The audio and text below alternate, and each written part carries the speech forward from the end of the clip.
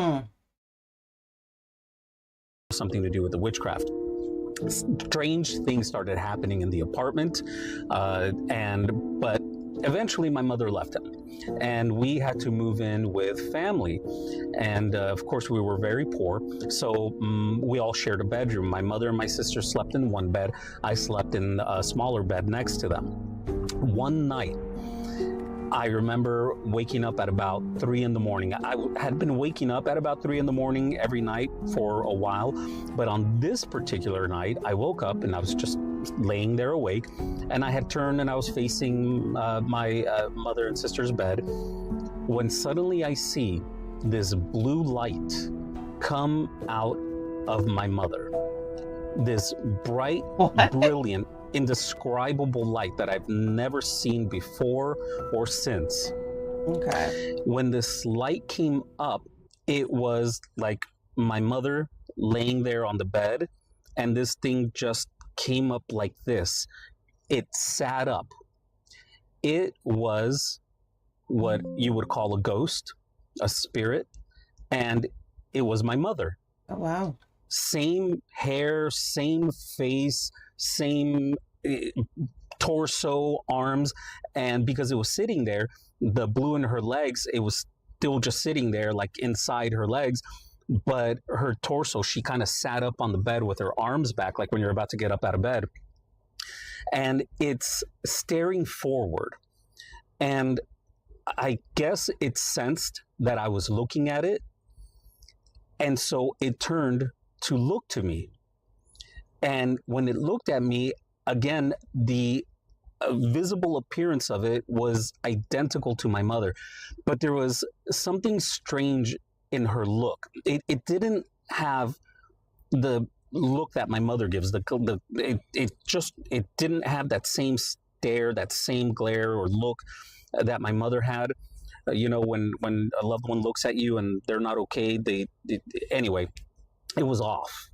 It was foreign. It was strange, and it was looking at me almost as if it was confused uh, as to why I was looking at it. It was confused that I was in its presence, almost as if it was strange to it that I was looking at her. And this freaked me out. Of course, after a few seconds, and I guess after I absorbed it and processed it in my 5-year-old mind, I began to scream bloody murder. And it looked at me, it was still looking at me, and when I started to scream, it just kind of went, and it turned back forward and it laid back down. One of the things that really stood out to me was, as bright and brilliant as this thing was, it wouldn't give off any light. It didn't give off light into the room, onto the wall, onto me. It was all contained there. And it was the most brilliant blue light. I've never seen anything like it before, anything like it since. It was a blue, almost like this color blue, but just imagine super bright. And so after it laid down and I started screaming, I jumped out of the bed and I went over to my mother's bed, and I was trying to find comfort in her, but she wasn't waking up. I was basically dancing and jumping around on the bed, and it roused my sister, my older sister, who was at the time 12. And she just kind of was like, "What's wrong? Go back to bed." And I guess she thought I was having a nightmare. The next morning, I go up to my mother and she's getting ready for work. She worked at a restaurant, and I'm trying to tell her about what happened and if she remembered what happened. And I said, "Mom, can I tell you something?" And she said, "Not now, mijo, I don't have time. I'm getting ready for work." I tried the next day, and apparently I tried for about 2 weeks, my mother recounts, because after about 2 weeks of me going up to her saying, "Mom, I got to tell you something," it hit her and she said, "Okay, what's wrong with this kid? Something's on his mind and he needs to tell me something. I better pay attention." And so I recounted the story that I just told you, and she had zero recollection of this. And that was strange. And she asked me to tell it to her.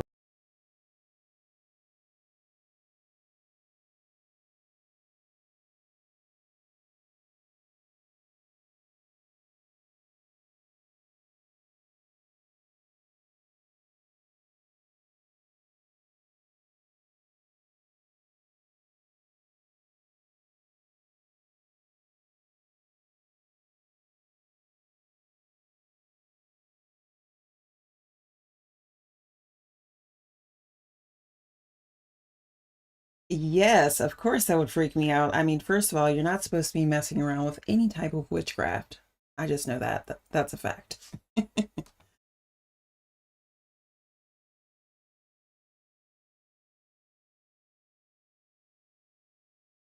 Ooh.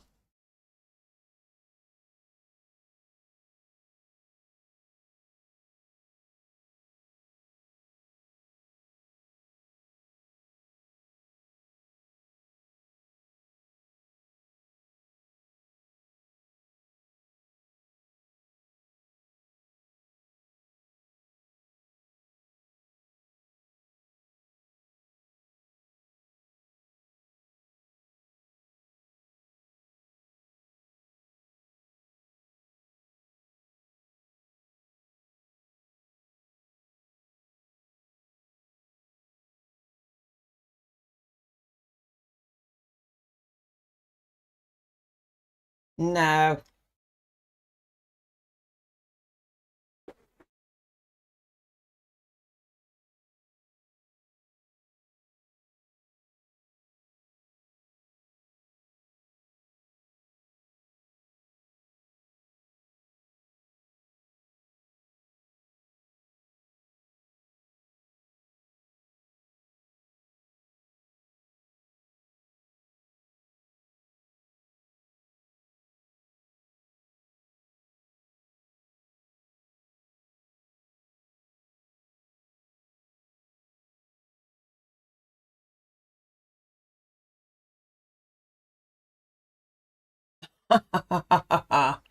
No. Exactly.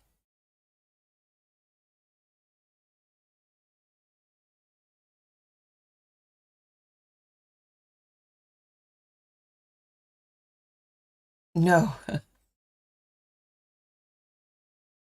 Uh-uh.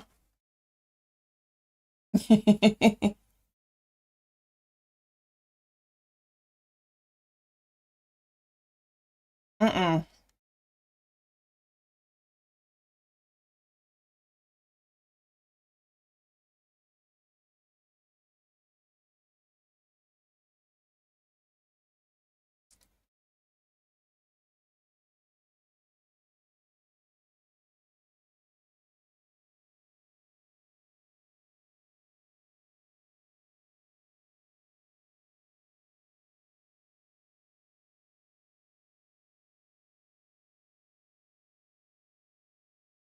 Oh, I didn't know that.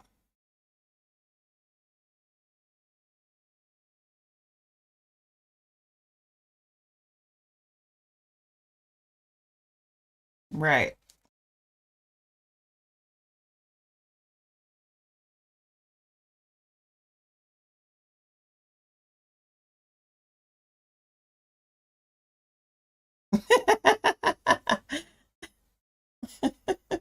Don't do it. I've done it twice, but don't do it. I promise, don't do it.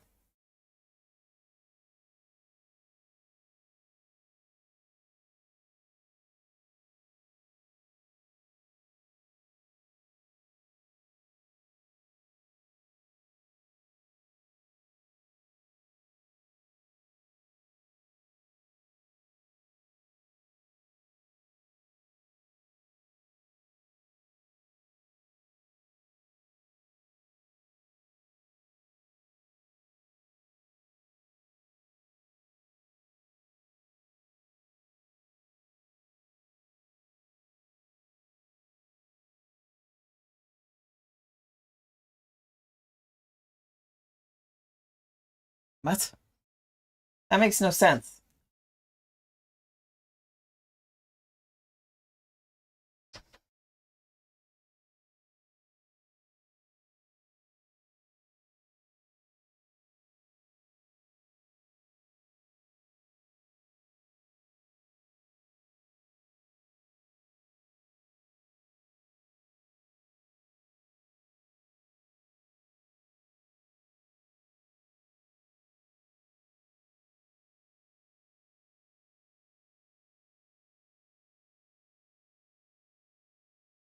No.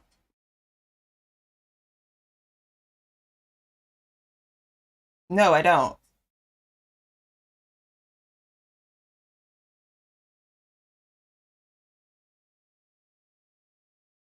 What?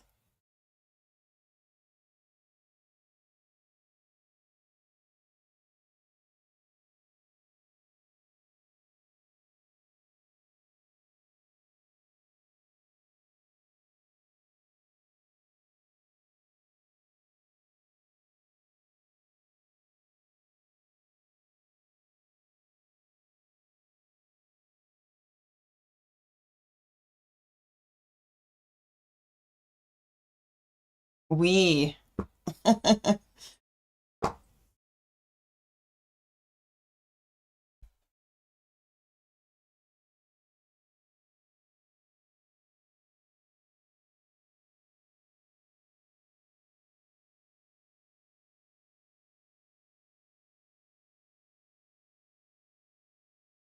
Oh my goodness.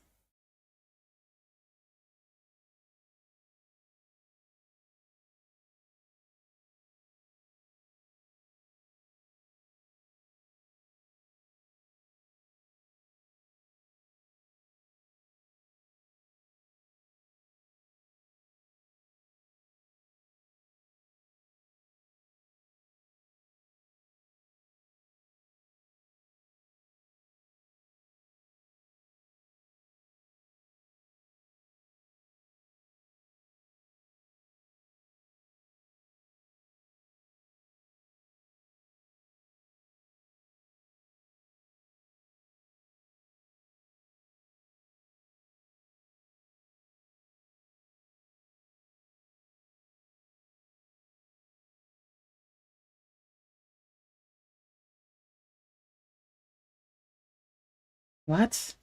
That's strange.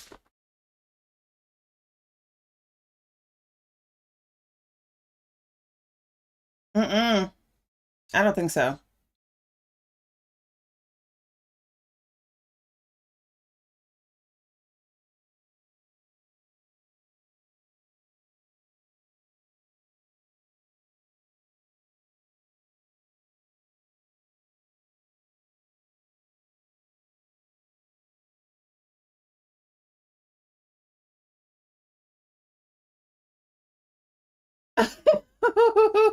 Wait, no, no, no. I'm scared, you guys.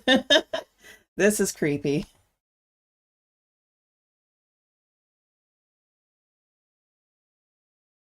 Oh, it's dark, y'all. I'm getting nervous.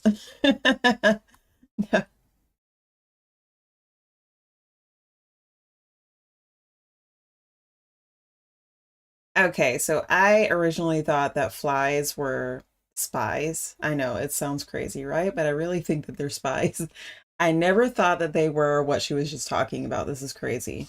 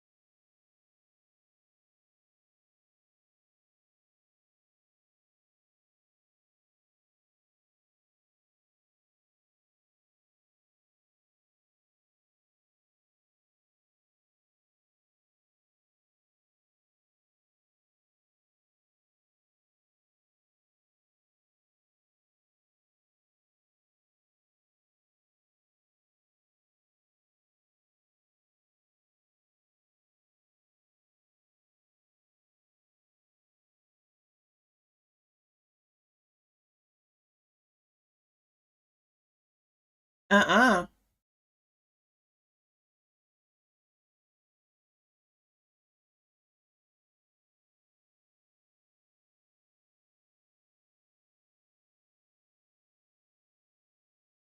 How does she know?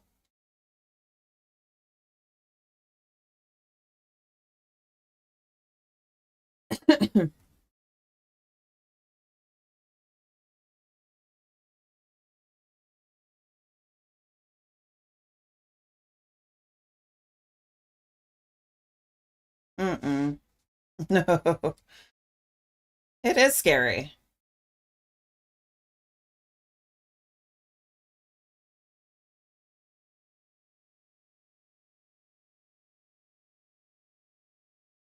After her little sister was born because her dad was a truck driver, or her stepdad, and he was gone a lot, so he was constantly helping out with his little sister. One day, Kevin was on his Oh computer wait, playing the computer games volume as we was not often on the would. whole Computer was time? right in front of him on a bay window. He's just minding his business, playing his computer game, when all No. of a sudden he hears bang, bang, bang on the front door. Now, these knocks were so loud that he actually thought it was police officers at first, but obviously there were no police officers. Holly said that you could see the storm door from where he was sitting. The storm door to get to the main door was not open. No one was at the door. No one. Not long after this, Kevin is at work and her dad is on the road as usual. Her and her mom are sitting in the living room playing Nintendo. And all of a sudden, her little brother comes into the living room and says, "Yes, mommy?" Her mom looks at him confused and she's like, "What?" And her little brother is like, "You just called my name." And she's like, "No, I didn't." And he was like, "Yes, you did. You yelled for me." And she was like, "No, I didn't." And then Holly was like, "No, she didn't." So they kind of push this to the back of their mind because they're like, okay, and they let it go. They go back to playing Nintendo and he goes back in his room and starts playing with a G.I. Joe. When all of a sudden, her little brother, Donovan was his name, comes running back in the room. And he's like, "Mommy, mommy, there's a man outside my window and he wants me to come outside and play with him." Holly said that in this moment, her mom looked like she completely froze. And later on, her mom tells her that she went completely numb. Her mom slowly gets up. She goes to go into Donovan's room. And as she's walking into his room, she hears Donovan in her ear. There was no man at the window. Now, when her sister is old enough to babble out some words a year or two later, she would wake up screaming and crying in the middle of the night, saying that there was a man with red eyes in her closet. The creepy thing about this was is that she actually shared a room with her mom and dad. So she was seeing this creepy man in her mom and dad's closet. No, this is crazy. 2008, and now Kevin has moved out on his own.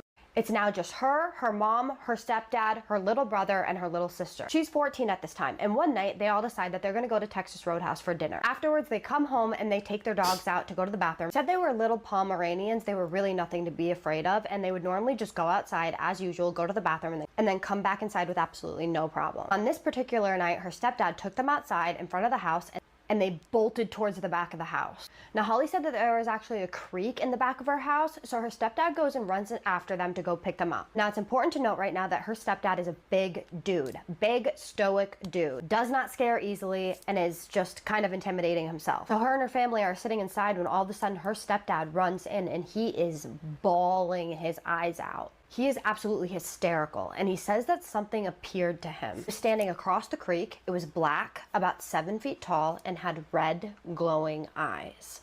Sound familiar? So he's absolutely losing his upper Not mind. exactly. But her mom seems to calm him down, and everything is okay. He is at least as okay as he can be for the time being. And everybody is safe in the house and they all go to bed. So now the next part of the story is a Saturday. Holly is just sitting in bed alone talking to her boyfriend on the phone. And all of a sudden the storm door flies open and she hears that bang, bang, bang again that her brother had heard previously. It was loud and fast, and this was around 1 a.m. She then eventually gets off the phone with her boyfriend after he tries to convince her that this is just a figure of her imagination, when she just sees a figure pacing back and forth in front of her. Oh no. She said that she was so scared that she couldn't move, she was sweating, and she was frozen. Now, a couple more things happened. Like, her sister got a little bit older and she started seeing the red eye man too. But things are actively starting to get a little bit more intense and darker and eviler. Is that a word? I do not know. Eviler. One terrifying night, she's on the Can be. MySpace alone in her kitchen. Everyone else is sleeping. It's about 4 a.m. When all of a sudden she sees her parents' bathroom light turn on, but she doesn't hear anyone get up. And all of a sudden she sees her stepdad slowly walking out of the room in like the creepiest, slowest manner. Doesn't really think anything of it, except for how slowly he's walking is a little creepy, until he walks into the kitchen and he just stares at her. Just stares. Okay. Before she actually looked up at him, she actually asked if he needed anything while he was just standing there. But he doesn't respond, and so she looks up and she sees him just standing there and his eyes are black. She said that he stood and stared at her for a couple of seconds, felt like a couple of minutes, before he just turned around and went back to bed with her dumbfounded. This would be the beginning of her stepfather's just downfall. And it gets darker, it gets scarier, it gets like bad. But we are at 8 minutes and 42 seconds right now, so I have to stop this video and make a part 2. Okay.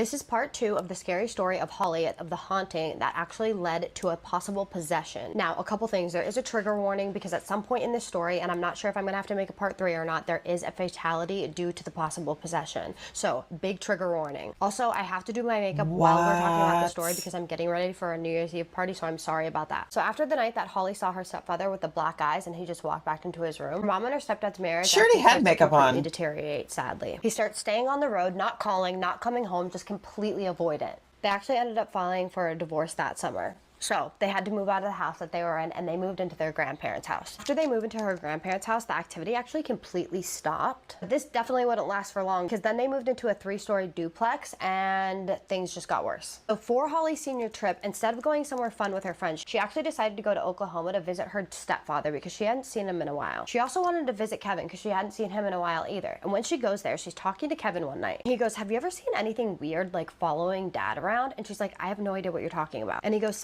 Sometimes when he's walking around, I see a dark figure just following him around." And she goes, "What do you mean?" And he's like, "I see this dark figure. Sometimes I see it in the hallway. Sometimes I see it like behind him, but mostly I see it behind him, like following right directly behind him. And this spirit or whatever it is not good." And he says something that's absolutely chilling. And he tells her that sometimes when the dad is snoring, the snoring doesn't even sound human. So at this point, she completely breaks down and she's like, "Oh my God, like, yes, I've had so many experiences with him." And she tells him what happens over the summer. The whole black eye situation and everything else that she experienced. Now, we're going to skip to 2013 when she is living in the duplex, the 3-story duplex that I told you about. One night, her entire family is out of town. It is literally only her in her house. She's bored, she's just chilling, and she decides that she's going to order pizza. So she orders pizza and she's just chilling on the couch. And all of a sudden, she hears something in the basement. It is a blood-curdling scream coming from a woman. She's like, "Oh my God, what the hell is going on?" And her logical brain is like, "It's my neighbors. I have to call my neighbors and see if they're okay." So she calls her neighbor and she's like, "Hey, are you okay?" And the neighbor is like, "Honey, I've been at work this entire time. I have not been home. I have no idea what that is." So at this point, she was absolutely terrified and she was like, "Oh my God, I am not staying here anymore. I'm going to my grandparents." And that's exactly what she did. She went to her grandparents for the rest of the time that they were not at home. So her mom gets home and she's actually like, "You know what? I'm just going to tell my mom what happened and we need to get some paranormal investigators in here because this is just getting out of control." So that's what she does. She talks to her mom about it and then her mom tells her something chilling. Her mom tells her that sometimes when she's down in the basement doing laundry, that all of a sudden she'll hear someone growling in the back of her ear. So Holly and her mom are like, "Nope, that's okay. That is I would not go there. Calling a paranormal Absolutely investigator." not. They call a paranormal investigator and the paranormal investigator actually brings a sensitive over, a medium. And the medium goes through the house and as soon as she gets to the basement, she starts to get incredibly nauseous and she actually can't stay in the basement. She has to go upstairs. Medium then takes her mom and Holly upstairs and she's like, "Listen, I have to tell you something. There is something wrong with your husband. There is an entity that is following him and this entity is not good. And it unfortunately has been following him from a past life." She then turns and looks at Holly and she says, "You have a protector and this protector is a woman and the woman does not like to see you sad." She tells her that she has been there for her in instances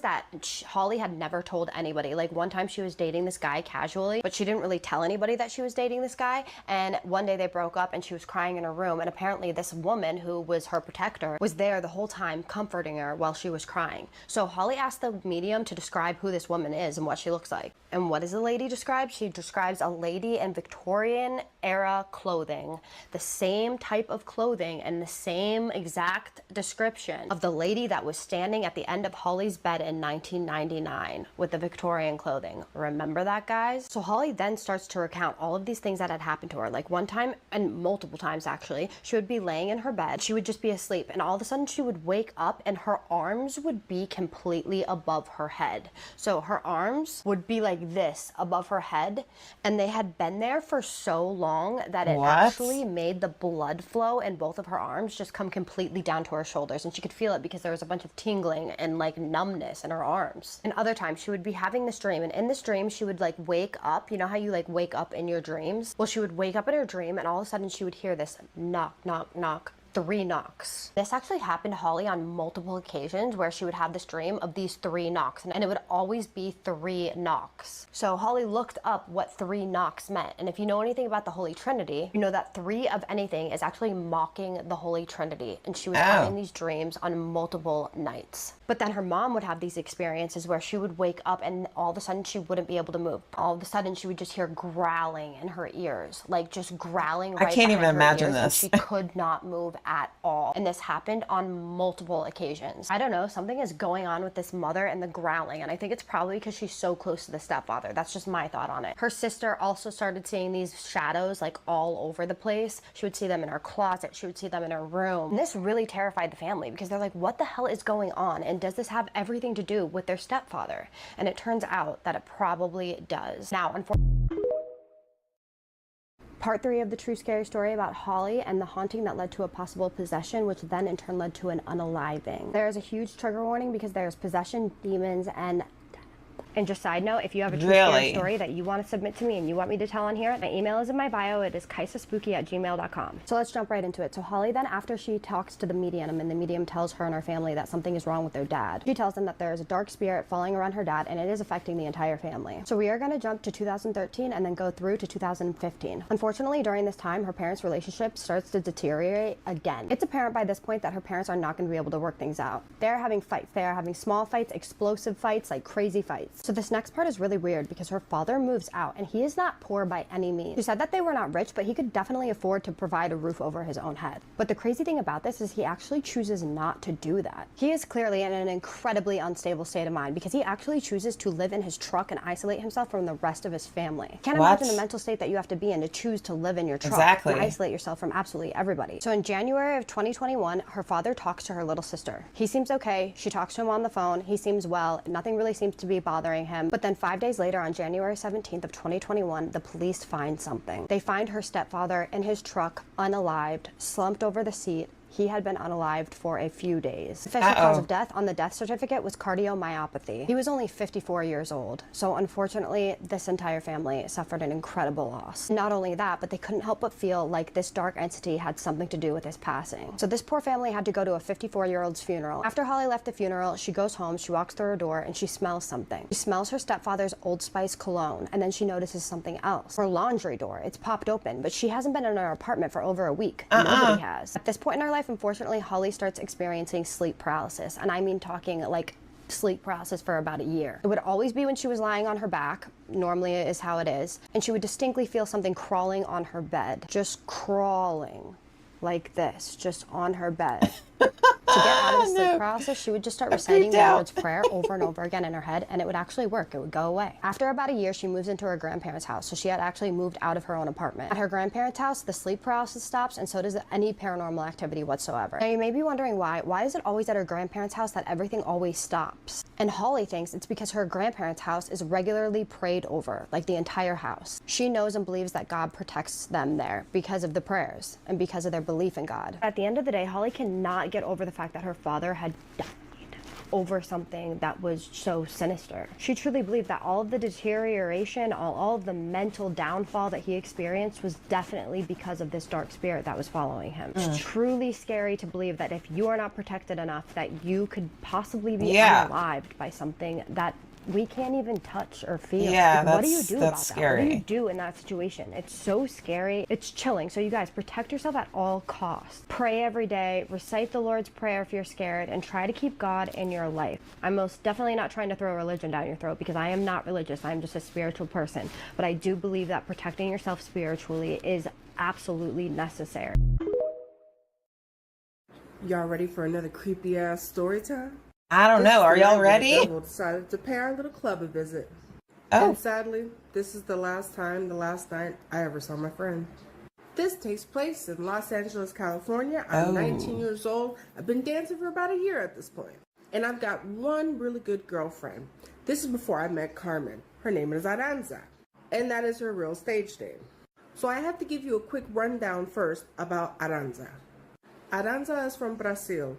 She is a widower, lost her husband in a tragic car accident. She's got 2 kids that are in Brazil, and she's got 2 sets of grandparents to take care of. She's got to take care of her parents and her husband's parents, right? So all financial responsibility falls on her. Aranza. Why? That is why she was here in the U.S. dancing. Now, Aranza is very religious. I know. Don't fucking say nothing. Just because we're dancers doesn't mean we don't love Jesus. I met her 2 months into dancing, so like 10 months total, right? She went to church every Sunday, didn't swear, didn't drink. She didn't have a mean bone in her body. Like, very nice girl. And she always expressed guilt. Somebody help me understand. If you are going to church, how can you bring yourself to go and do this type of behavior? Yes, I know, to make money, but there's other ways that you can make money. And yeah, besides defiling yourself. Just saying. I don't know.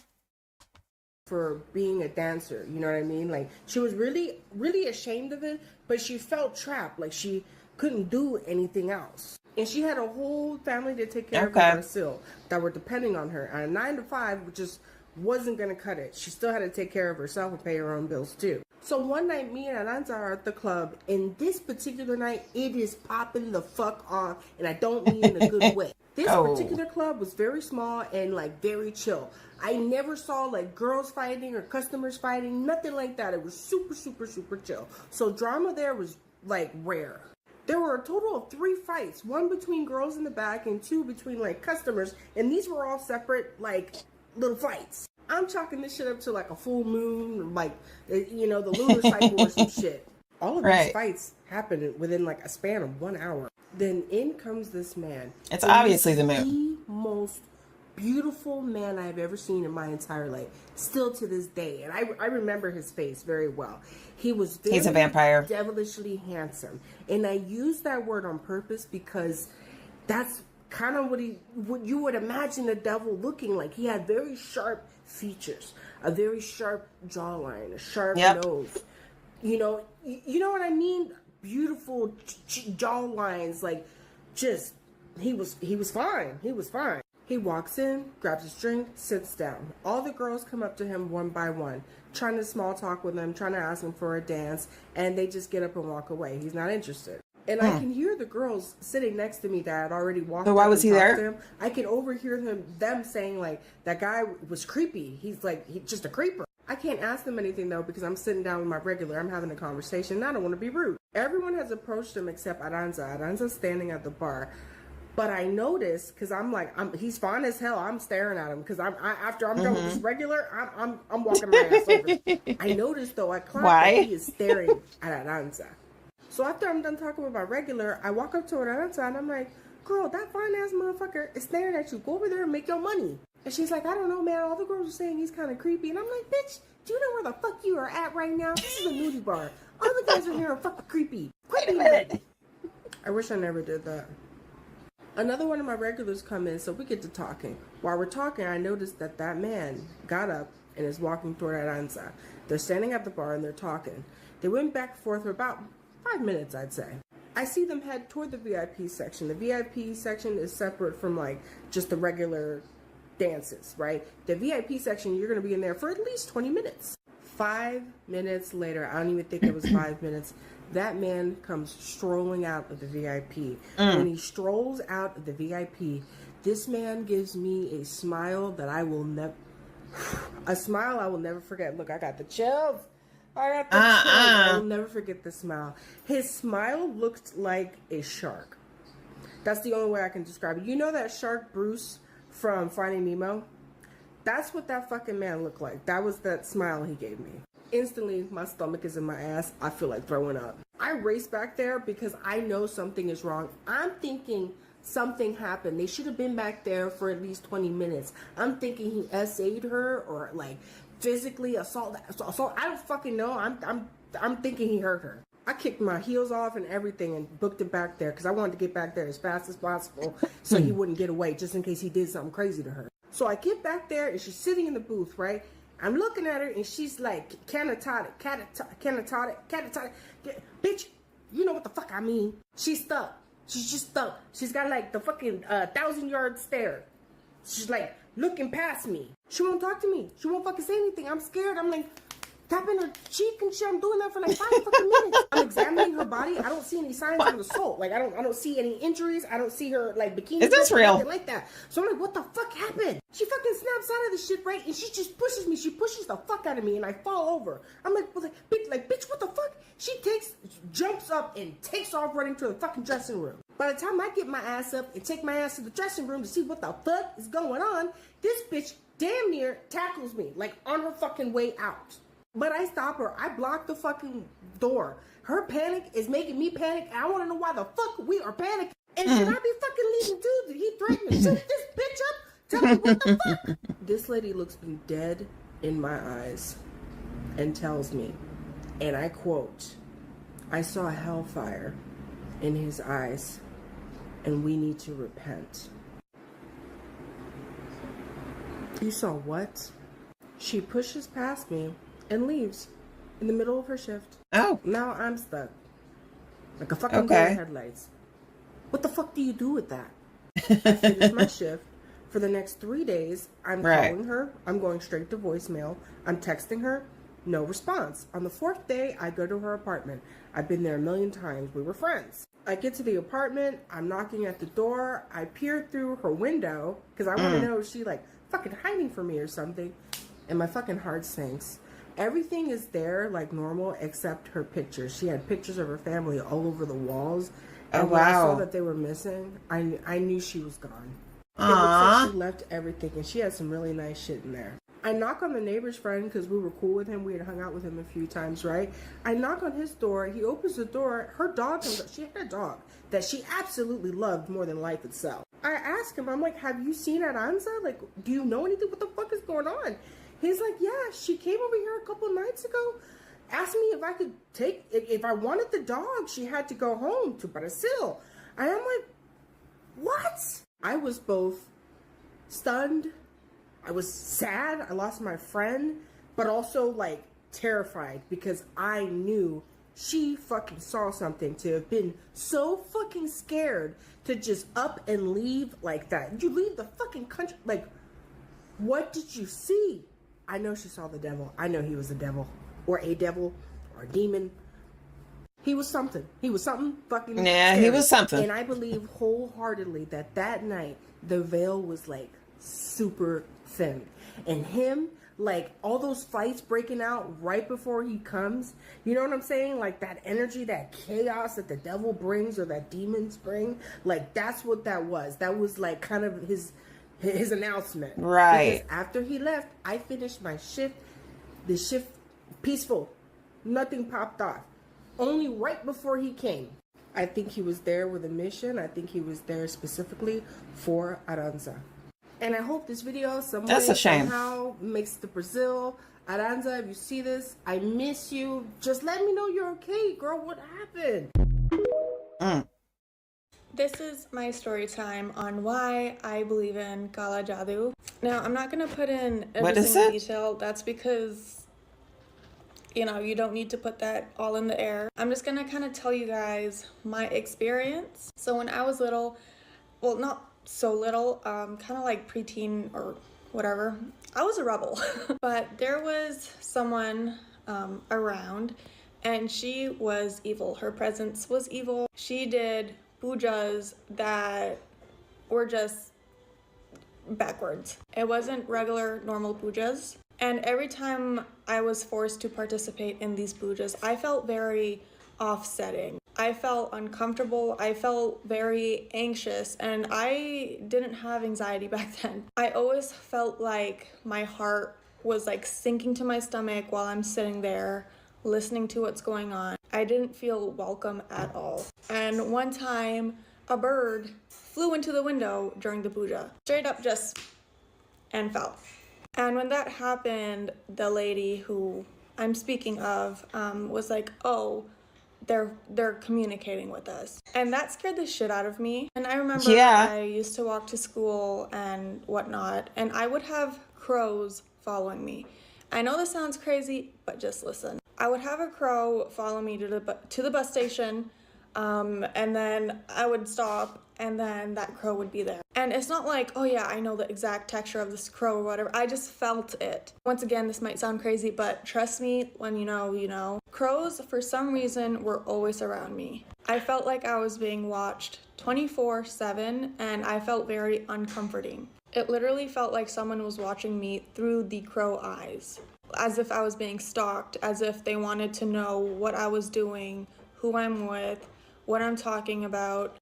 That gut feeling is not good. Like, I I always felt paranoid. When I would leave school, I would look around for these crows and I would always see them. When I'm walking, they would hop pole to pole, you know, following me. They would watch me enter the house, exit the house. They were always around where I was. And the next time we did the puja, and I'm putting quotes because it isn't puja, it is literally witchcraft. But anyways, the next time we did the witchcraft or puja, whatever, the Kala Jadoo, the person, she looked at me and she told me that I've been watching you. I know exactly what you've been doing. I don't like the people that you're hanging out with. And it's weird because she'd be at work the whole time. Like, she's not around. She would work pretty far from where I would be. Yeah, that's physically. kind of strange, and she would actually. kind of pretend to be like summoned by something. Like, it wasn't her talking to me. She would like literally start twitching and then pretend, or you know, something had came into her physical body. She would speak in Itauke, like Fijian. It wasn't Hindi, it wasn't Fiji Hindi, it was Fijian, like Gibiti. And every time she did that, I just felt so uneasy. I did not want to be there. It kind of felt like a ritual. And she would touch my hair. It was just, oh my God, ugh. Ever since I disconnected myself from these people, I haven't had, like, the amount of crows that I used to see, I barely see crows. Oh. I do not feel anxious. So she was watching I don't have you these through the problems birds. that I used to. It's almost like my personality was being drained at the time. Like, I didn't know who I was. I felt like I was being watched all the time, whether I'm sleeping, whether I'm up, whether, like, whatever it was. And I would tell my grandma. It's a little about bit it. creepy. I'd tell my Aji about it, and she would be like, yeah, trust me, like, we've been knowing this. Anyways, I can't get too much into detail, but years later is when her true colors got exposed. And people refused to have her in their homes. People refuse to have communication with her. She is now balding. If you're an evil person, it will catch up to you physically. It will. Now, she always had, you know, bad thoughts regarding me and my mother. She wanted me and my mother to have a downfall. She prayed the worst for us. And I would have nightmares, and it felt so real. It wasn't even like a dream. It was kind of like a vision almost, like a manifestation almost, when I just have my eyes closed, of her doing things at a different location and sending those, you know, prayers to people. Like as if she's a witch trying to target people through evil spirits. And this is just like, you always have to trust your gut. Like I was forced to be a part of this. I wasn't willingly wanting to. Oh. And I am so glad. How were you forced? That I am as far as fuck as I can be from these people. Because I promise you, I wouldn't be the same person I am today if I stuck around. I am a very spiritual person. I am Hindu or a Sanatani. I do my pujas, you know, and I know what I'm talking about. I know things ins and outs. I know how backward people can be. I know that you have Either somebody needs to explain to me a little bit further about puja, or I'm going to have to do some research and bring it back to you guys because I'm kind of curious. to protect yourself, your spiritual self as well. A lot of people don't believe in energy, but I do. It's very real. And once you start to acknowledge it, it's gonna always be there. Anyways, that's just my little story time. I know it's a little long, but I'm like sweating right now just talking Ooh. about it because I feel very uncomfortable. If you feel like something is wrong during a puja or, you know, anything that's going on, if you feel that it is not right, don't participate in it. Things Okay. can be labeled as a puja, but in reality, it is not. You don't have People to like that say are it to me fucking twice. evil, and you need to be away from those people. That one I think was real. Story time about how a warlock did witchcraft on me and had me bound to him for 3 years. I couldn't move on.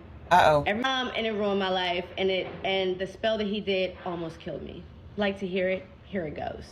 So I woke up the other morning and God just kept saying, tell your story. I didn't tell this story for a long time because, one, I was very scared because I didn't know, and two, it's crazy. And it's like, I didn't want the backlash because I'm like, I don't even know that this is not real. It's no way. I didn't even know it was a spell. I didn't know what was going on. Of course, now being on social media more and seeing that so many people are experiencing it, it's really like, okay, but people are experiencing it and they still don't know what's going on. They just are experiencing these the effects of it, but not knowing what's really happening. So I'm gonna break it down to you. I'm no longer scared. Maybe I am a little, but I know God got me because he gave me the go ahead to tell this story. So here it goes. Also, this is a disclaimer that this is over a 3-year thing.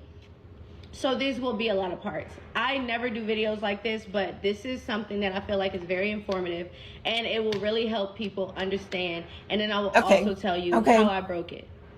So here we go. Get to the point. Back in 2021, I was living in Charlotte, North Carolina, and I met this guy at this job that I worked at. Now, when I first saw him, before I initially met him, I remember thinking like, that dude looks dark. Like, what the heck is going on? Like, you know, but he was cleaning the floor. So I didn't even pay him any attention. But I just remember thinking that it was in my peripheral that I saw that energy. And then I looked at him and I was like, ooh, what's up with that dude? So fast forward to like, so he became your boyfriend. A month later, I'm at the job and I didn't work a lot of mornings. So I didn't really see this dude, but that time.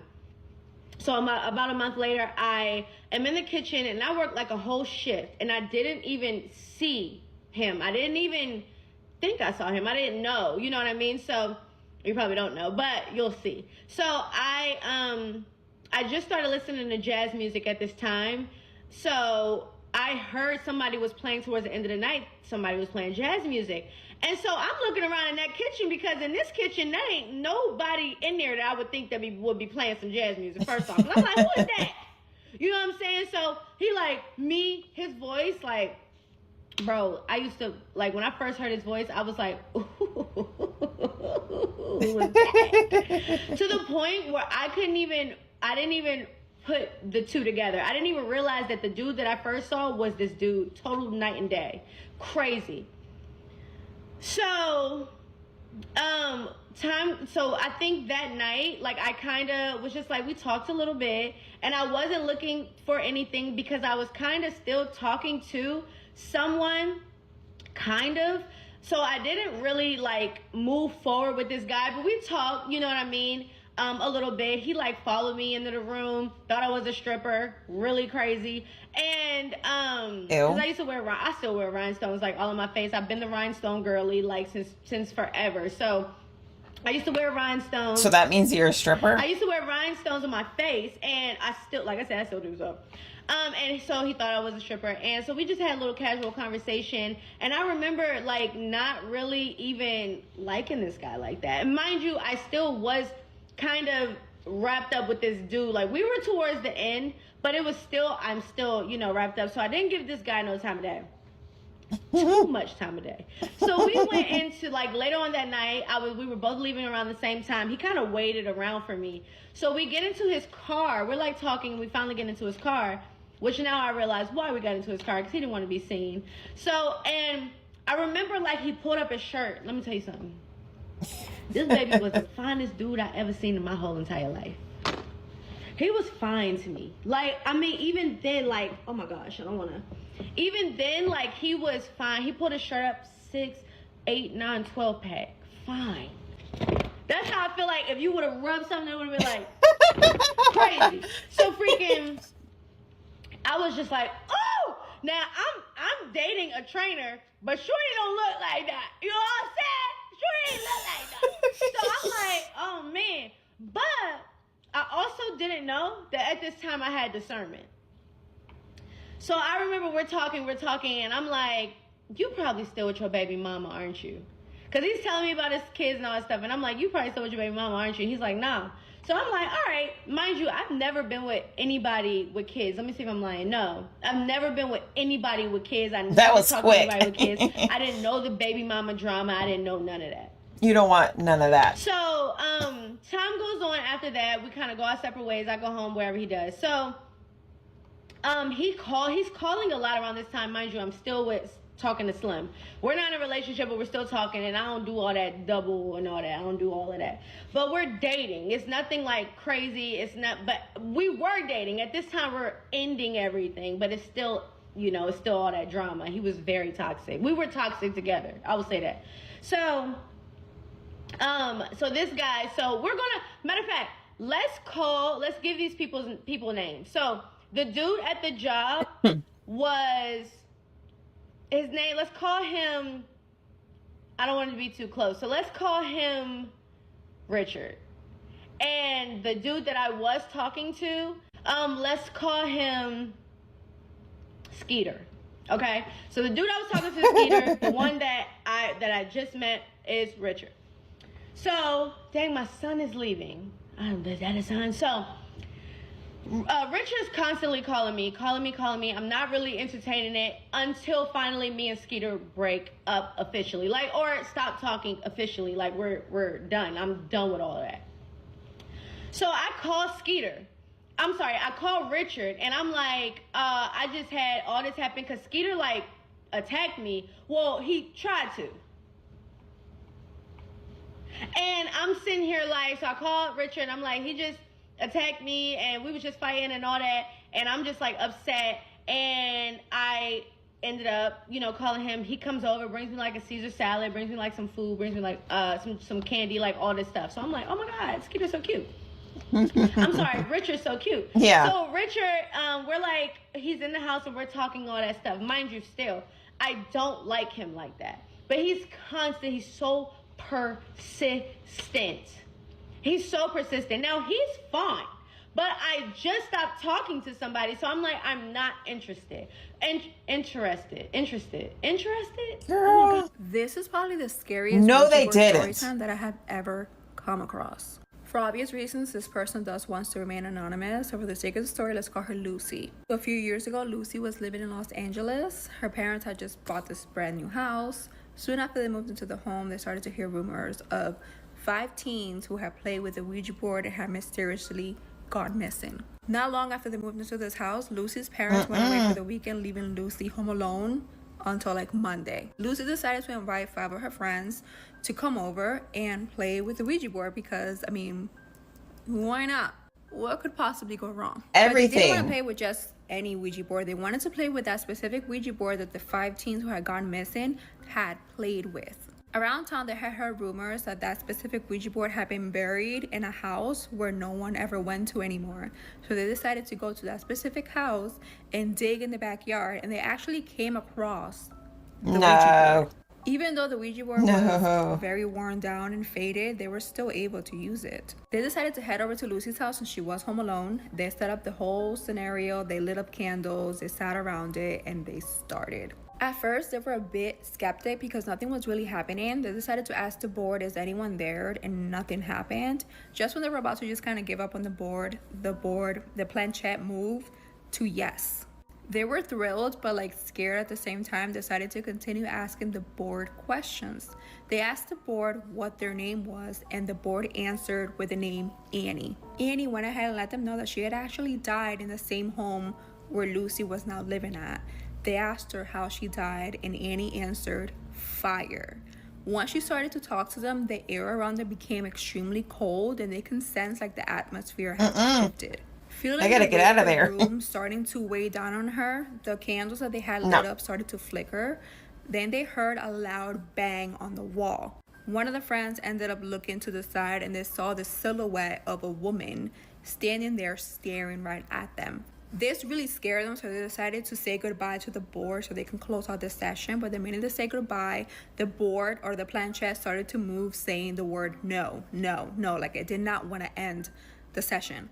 They then started to hear whispers surrounding them throughout the whole room, saying the words help or help me over and over again. Realizing that they had awakened something that they wanted absolutely nothing to do with, one of the friends grabbed a glass of water and poured it like over the board and started to yell, "Leave us alone." The whispers that they were hearing then turned into screams, and the planchette literally flew against the wall. This literally made the whole room erupt in complete chaos, and everybody got up and started running for their lives. The minute they left that room, the air felt completely light, and whatever presence was weighing down on them had disappeared. They decided to never speak of that night ever again, but the experience that happened that night haunted them. Like, I bet. to this day. I mean, that's Every single scary. person that was in that room till this day still feels like Annie continues to watch them and stay like near them, still waiting for them to help her. A lot of them still claim to still hear faint cries in the middle of the night.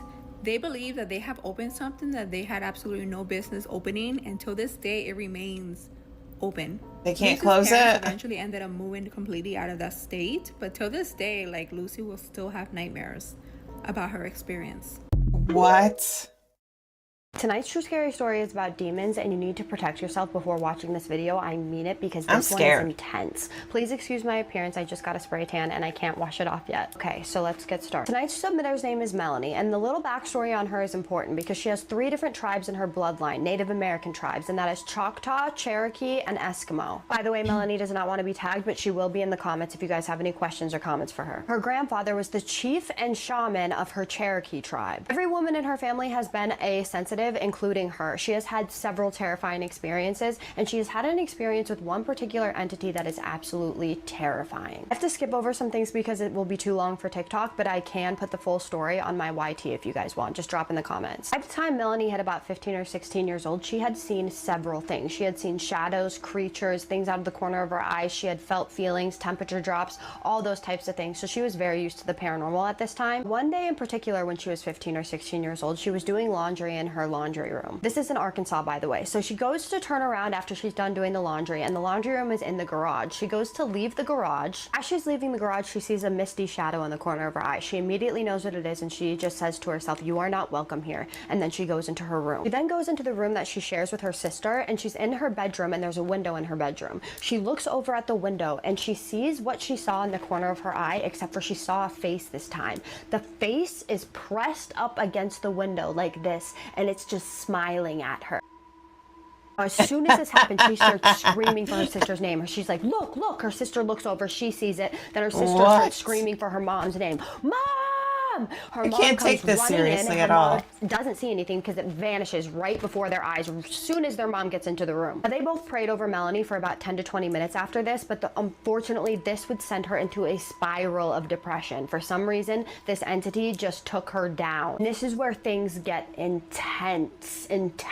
Now, fast forward a couple of years, she's about 18 years old, but she has been dealing with depression ever since this experience when she was 15 or 16 years old. Now, her and her mom decide that they're going to go visit her grandmother, and her grandmother lives in the same house that she had seen this figure previously. So they're at her house. It's midsummer. She's sitting in the den chatting with her friends over Skype while her mom is in the shower. It's about 10 o'clock at night. The den light is off, but the only light is coming through the living room light, when all of a sudden the temperature drops out of nowhere. Her back is facing this sliding glass door, and she starts to get this tingling feeling on the back of her neck. She immediately knows what's going on, and she tells her friends that she has to go, and she shuts her laptop. She has full panic mode at this point because she knows that there is something behind her. So she tries to calm herself down a little bit, and then she slowly looks behind her. And that's when she sees it. A black figure, at least 10 feet tall. It's crouching over because it's so tall, and it's looking inside at her. Its skin was pitch black, like it was tar covered, shiny but matte at the same time, which is super freaky, you guys, because I have seen this explanation in my submission so many times of people seeing this. Its skin was taut like a mummy. Its arms were so long that its knuckles brushed the ground. Its head and neck resembled an ape, but it had extremely sharp teeth and pointy ears. She said its eyes were glowing like a blood-covered sun. It brings its hand up slowly, and it starts to reach through the glass of the sliding glass door. She said its fingers were at least a foot long, and it came to a point at the end, and it was just reaching for her with these long, pointy fingers. She's done. At that point, she realized that she had been frozen, and somehow she calmly just gets up and walks away as calmly as she can. Girl, good for you. I would be freaking out. She went to this reading desk that was against the wall, and she just sat there and she hid there until her mom got out of the shower. She was absolutely petrified, frozen with fear. Her mom comes over. She tells her mom what happens. Her mom goes over to the window. She checks the window, and she slowly closes the blinds. She then walks back over to Melanie, and she gives her a hug. Melanie said she was so terrified that she didn't even realize that there was tears coming out of her eyes. They then call a family member of hers that studies demonology and has been ordained by the church. He comes over, his name is JC, that's what we're gonna call him, and he just prays over her and smudges everything around her. He also stays up with her all night long because she cannot sleep. She had explained absolutely every detail to him about what this creature looked like and about what it did, and he researched it and he did find out that it was a demon. Now, I emailed her back and asked her what demon, so I will let you guys know. If you want to know, drop it in the comments, because I want to know which one it was, if he was able to find out which one. She said that she didn't see this thing for another 5 years, but she did end up seeing it again 5 years later when she was married to her husband in Fort Worth, Texas.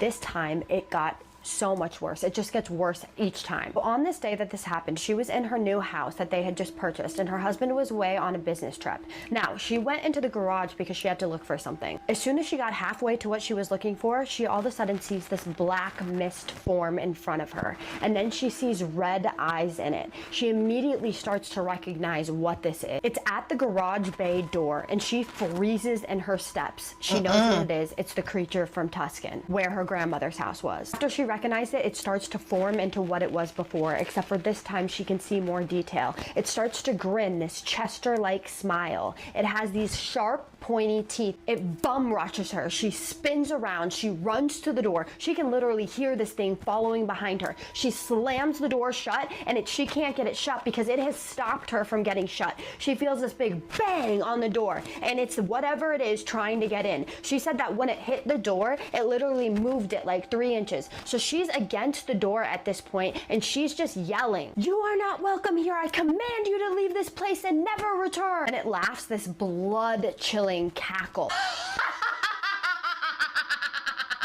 She's done. And It's her vanished. bedtime. Then she grabbed sage and holy water and she blessed the entire house. She then calls her husband. She tells her husband what happens, but her husband doesn't really believe in this stuff, but it sounds like he's pretty supportive. He tells her he'll be home soon and not to worry about it. She's going to be okay. Now, she said that since this experience, she has experienced things like knocking on the ceiling, knocking on the walls. She hears whispers all the time. She feels presence all around her, but she has not seen that creature again. But to this day, which this was very recently, she is still experiencing scary things.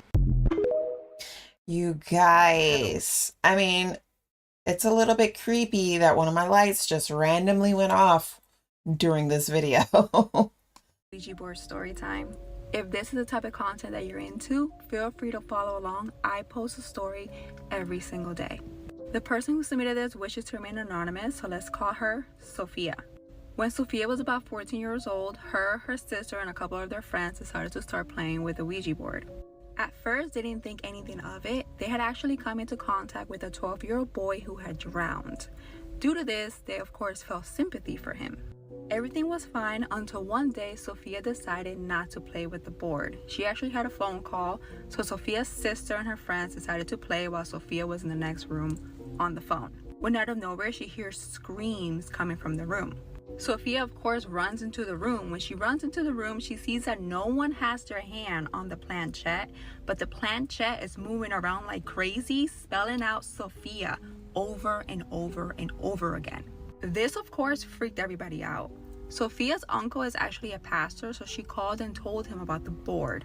At first, he was of course angry with her for playing with the board, but decided to pray with her over the phone and told her of a few prayers for her to recite anytime she felt afraid. After this, none of the girls wanted to go anywhere near the board. They actually put the board away without even saying I don't blame goodbye. them. Although they stopped playing with it, it did not stop bothering them. At times, the board would just randomly fly out of the closet right into the girls anytime they would be in the room. They tried countless times to get rid of the board, but every time they got rid of it, it would just magically show up back at the house. Eventually, they did manage to get rid of the board by giving it to Sophia's uncle, who was a pastor. They're not exactly sure what he did to dispose of it, but after he took it, it never came back. So if you ever thought about playing with a Ouija board, Don't do it. Just don't. Don't not do worth it. And even if you get rid of it and you think you are cleansed of whatever you came into contact with, you're never fully cleansed. These things remember you. They remember your face, they remember your name. Ew. And even if they're dormant, they never stop following you. That's enough. That is enough for me, you guys. If you enjoyed this video, please let me know in the comments below, and I will see you in the next one.